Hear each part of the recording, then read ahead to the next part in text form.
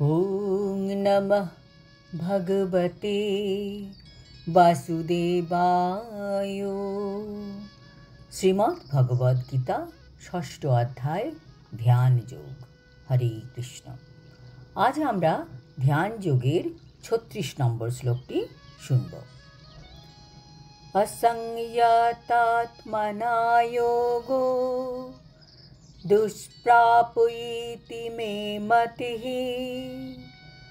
বশাত্মনা তু যততা শক্যো বপ্তুমুপায়তঃ।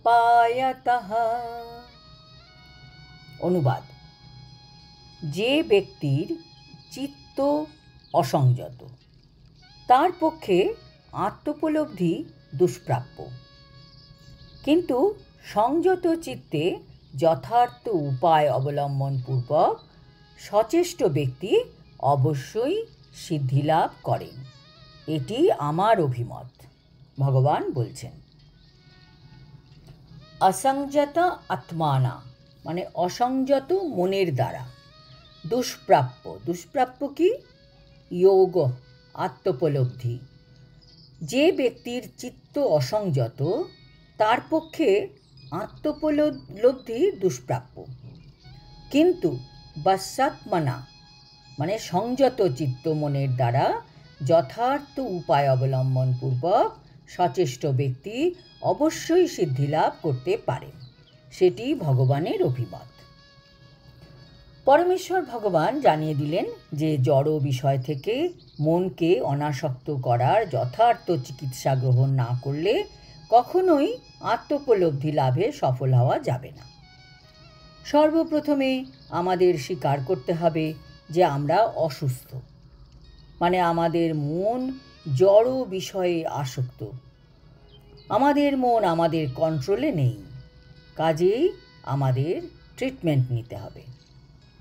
আমাদের মানসিক আসক্তি থেকে মনকে সরানোর চিকিৎসা গ্রহণ করতে হবে। ভগবান কৃষ্ণ চিকিৎসার উপায় বলে দিয়েছেন। তিনি বলেছেন অভ্যাস আর বৈরাগ্য। যে কোনো পদ্ধতিতে আমরা যদি গিয়ে অভ্যাস আর বৈরাগ্য গ্রহণ করতে পারি, তা যদি অষ্টাঙ্গ যোগ হোক কি ভক্তিযোগ হোক কি জ্ঞানযোগ হোক, যা কিছু উপায় অবলম্বন করে করি, সবই অভ্যাস করার মাধ্যমে ডিটাচমেন্ট আসবে, মনের ডিটাচমেন্ট আসবে, তবেই তা সাফল্য এনে দেবে। অপরপক্ষে মনকে সুখ ভোগে নিয়োজিত রেখে যোগের অনুশীলন করাটা সময়ের অপচয় মাত্র। জল ঢেলে আগুন জ্বালাবার চেষ্টার সামিল। আমরা আগুন জ্বালাতে চাই, আবার এদিকে জল ঢালছি, তাহলে আগুন তো জ্বলবে না। সেই রকম আমরা যদি খুব কমফোর্টেবল পজিশনে থাকি আর আমরা যোগ অভ্যাস করি, তাহলে আমরা কখনোই প্রকৃত যোগী হতে পারবো না। এই ধরনের লোক দেখানো যোগ সাধনা হয়তো জাগতিক বিচারে অর্থ উপার্জনের জন্য একটি ভালো উপায় হতে পারে, কিন্তু পরমার্থ সাধনের ব্যাপারে তা সম্পূর্ণ নিরর্থক। ফাইনালি আমাদের জীবন খুব ছোট, তার মধ্যে আমাদের জীবনের উদ্দেশ্য সফল করতে হবে। লোকে কি বলে তাতে কি এসে যায়? শুধু মনে রাখতে হবে আমি কি ঠিক রাস্তায় চলছি না চলছি না, আমার ডেস্টিনেশন ঠিক আছে তো। তাই আমাদের সকলে নিরন্তর ভগবানের অপ্রাকৃত প্রেমময় সেবায় নিয়োজিত করে মনকে অবশ্যই সংযত করতে হবে। হরে কৃষ্ণ মহামন্ত্র জপ করতে হবে রেগুলার, আর ভক্তির সাথে জপ করতে হবে, এবং 16 মালা কমপ্লিট করতে হবে ডেইলি। ভগবানের সেবা, গ্রন্থপাঠ, ভক্ত সঙ্গ এগুলো আমাদের জীবনের অঙ্গ করে তুলতে হবে।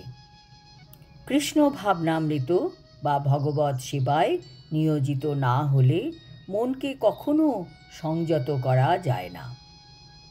কৃষ্ণ ভাবনাময় ভগবৎ ভক্ত পৃথকভাবে প্রচেষ্টা না করেই অনায়াসে যোগ সাধনার সমস্ত ফল লাভ করেন, কিন্তু কৃষ্ণ ভাবনাময় না হয়ে যোগ অনুশীলনকারী কখনোই তার যোগ সাধনায় সিদ্ধি লাভ করতে পারেন না।